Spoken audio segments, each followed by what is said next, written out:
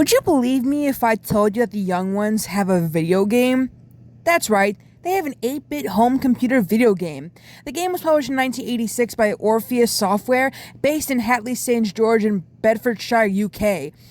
I'm honestly kind of jealous that they have a video game that you can play on like the ZX Spectrum, Commodore 64, and Amstrad CPC. Because the monkeys don't have a video game, and every day I pray for one, but we're not.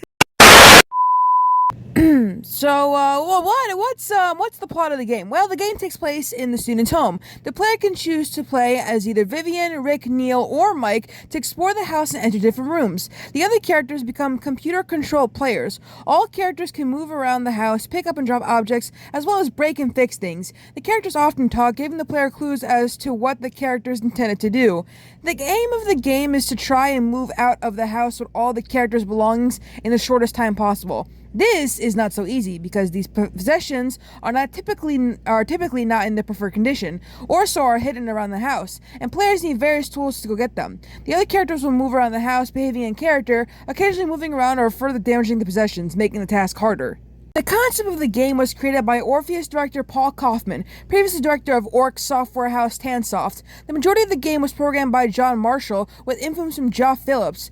The characters of the young ones were licensed from the owners of the BBC television series, Ben Elton, Rick Mayall, and Lise Mayer.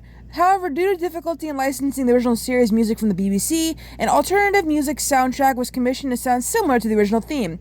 Over 10,000 copies of the game were sold, mainly through boot stores, Woolworths, and independent computer stores. In a review of the game, British computer magazine Your Sinclair said that fans of the series would probably enjoy the game, but others could tire of it quickly. It was given a 7 out of 10 rating. Again, really wish the monkeys got a video game, but if I'm being really honest, I don't know what it would end up being. It could be like the plot of it could be a lost pilot, not a lost pilot, but like a lost script I found.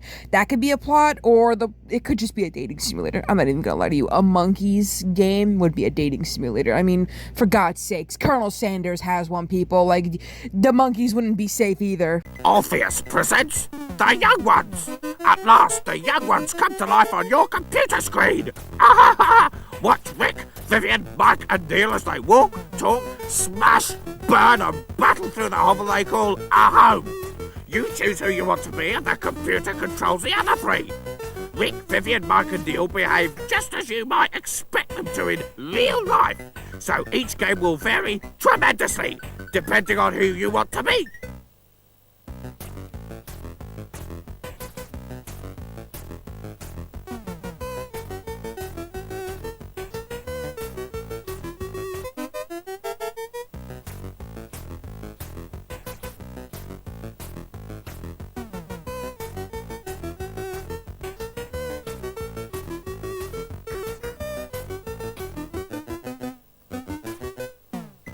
The Young Ones, superbly animated, overwhelming graphics and sound. You'll play the young ones until your brains burn out.